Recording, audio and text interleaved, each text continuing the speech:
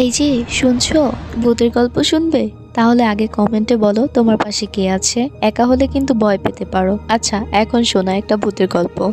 অনেক আগের কথা।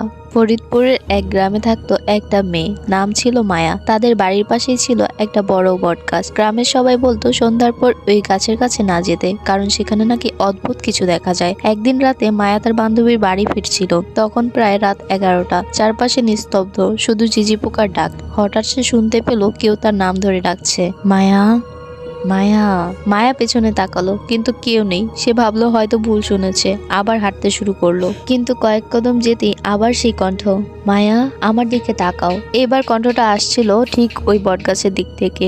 মায়া ধীরে ধীরে তাকালো, আর যা দেখলো তা দেখে তার শরীর ঠান্ডা হয়ে গেল। গাছের ডালের উপর বসে আছে একটা সাদা কাপড় পরা লম্বা চুলের মেয়ে, যার পা মাটির দিকে উল্টো হয়ে ঝুলছে, আর সে মায়ার দিকেই তাকিয়ে আছে। হঠাৎ সে ধীরে ধীরে গাছ থেকে নেমে আসতে লাগলো, আর ফিসফিস করে বলল, তুমি এত রাতে একা কেন?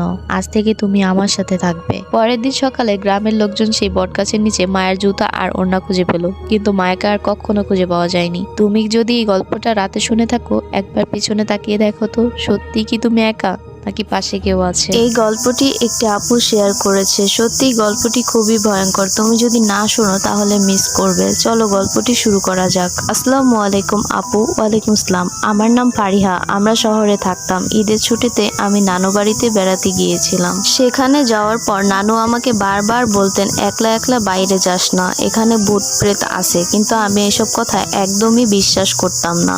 একদিন রাতের ঘটনা। সেদিন আমার কোনোভাবেই ঘুম আসছিল না। গ্রামের মানুষের কাছে রাত 9টা মানেই অনেক গভীর রাত। সবাই তখন ঘুমিয়ে পড়েছে। হঠাৎ আমি বাইরে বের হলাম। বাইরে তখন ঠান্ডা বাতাস বইছে, চারপাশটা একদম নিস্তব্ধ। কিছুক্ষণ হাঁটার পর হঠাৎ দেখি সাদা কাপড়ে মোড়া একটা মানুষ কবরস্থানের দিকে যাচ্ছে। কেমন যেন অদ্ভুত লাগছিল, কিন্তু কেন জানি না আমি তার পিছু নিতে শুরু করলাম। ধীরে ধীরে হাঁটতে হাঁটতে দেখি সে কবরস্থানের ভিতরে ঢুকে গেল। আমিও ভয় আর কৌতূহলের মধ্যে পড়ে তার পিছু ঢুকে পেলাম।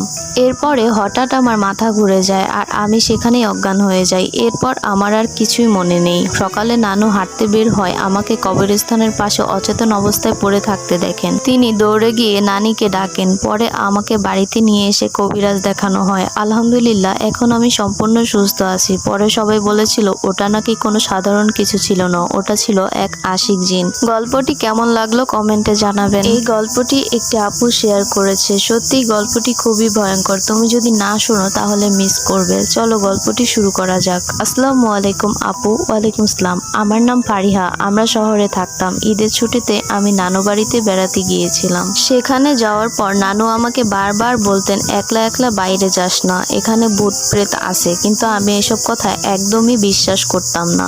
একদিন রাতের ঘটনা। সেদিন আমার কোনোভাবেই ঘুম আসছিল না। গ্রামের মানুষের কাছে রাত 9টা মানেই অনেক গভীর রাত। সবাই তখন ঘুমিয়ে পড়েছে। হঠাৎ আমি বাইরে বের হলাম।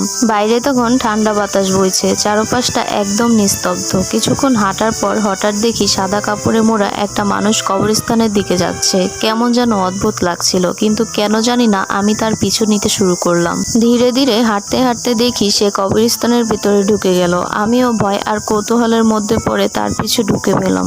এরপরে হঠাৎ আমার মাথা ঘুরে যায়, আর আমি সেখানেই অজ্ঞান হয়ে যাই। এরপর আমার আর কিছুই মনে নেই। সকালে নানু হাঁটতে বের হয়, আমাকে কবরস্থানের পাশে অচেতন অবস্থায় পড়ে থাকতে দেখেন। তিনি দৌড়ে গিয়ে নানিকে ডাকেন। পরে আমাকে বাড়িতে নিয়ে এসে কবিরাজ দেখানো হয়। আলহামদুলিল্লাহ, এখন আমি সম্পূর্ণ সুস্থ আছি। পরে সবাই বলেছিল ওটা নাকি কোনো সাধারণ কিছু ছিল না, ওটা ছিল এক আশিক জিন। গল্পটি কেমন লাগলো কমেন্টে জানাবেন।